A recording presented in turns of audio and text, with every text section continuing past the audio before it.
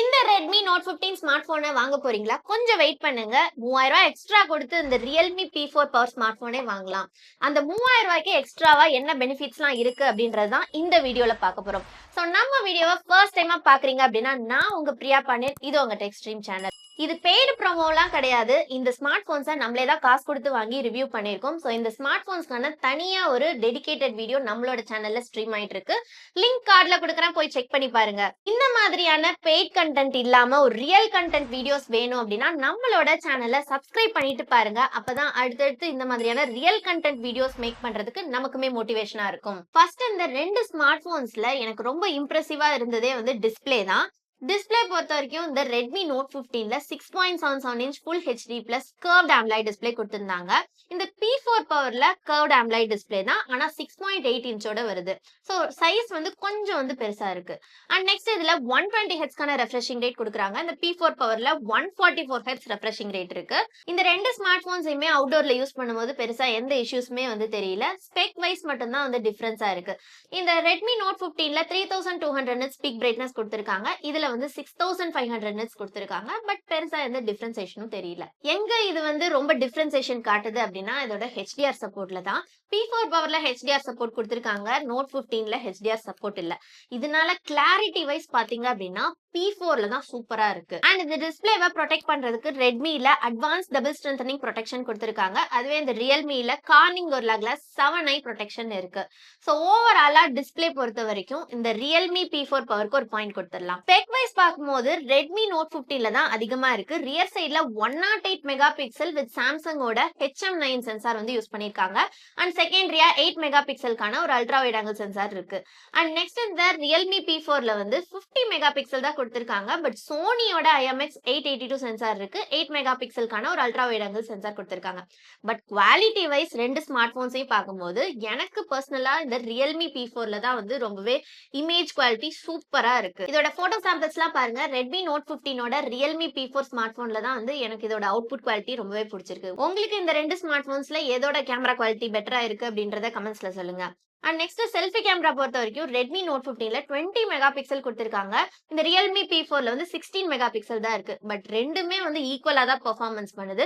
இதுல 16 தான் கொடுத்திருந்தாலும் 20க்கு ஈக்குவலா பெர்ஃபார்ம் பண்ணுது.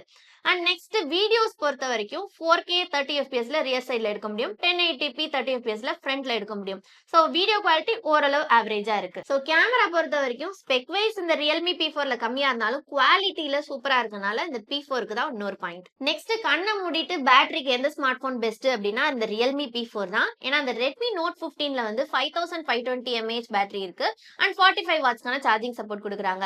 அதுவே இந்த P4ல டபுள் த டைமா 10001 mAh பேட்டரி, அதுக்கு வந்து 80 வாட்ஸ்க்கான சார்ஜிங் சப்போர்ட் கொடுக்குறாங்க. இந்த பேட்டரியை நாங்க டெஸ்ட் பண்ண வரைக்கும் இதோட பெர்ஃபார்மன்ஸ் வந்து நல்லா தான் இருக்கு. இதை பத்தி இன்னும் கிளியரா தெரிஞ்சுக்கணும் அப்படின்னா இந்த P4ஓட டெடிகேட்டட் வீடியோ நம்ம சேனல்ல ஸ்ட்ரீம் ஆயிட்டு இருக்கு, போய் செக் பண்ணி பாருங்க. சோ ஸ்ட்ரெயிட்டாவே இந்த Realme P4க்கு இன்னொரு பாயிண்ட் கொடுத்துடலாம். நெக்ஸ்ட் இந்த ஸ்மார்ட் போனோட ப்ராசஸர் பொறுத்த வரைக்கும் ரெண்டு ஸ்மார்ட் போன்ஸ்க்குமே ஒரு பாயிண்ட் கொடுத்துடலாம்.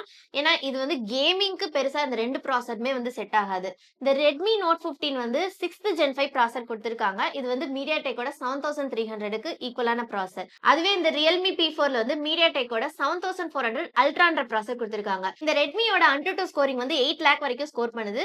Realmeயோடது வந்து 1 million வரைக்கும் ஸ்கோர் பண்ணுது. பட் என்னதான் 1 million இருந்தாலும் அந்த அளவுக்கு பெர்ஃபார்மன்ஸ் இல்ல.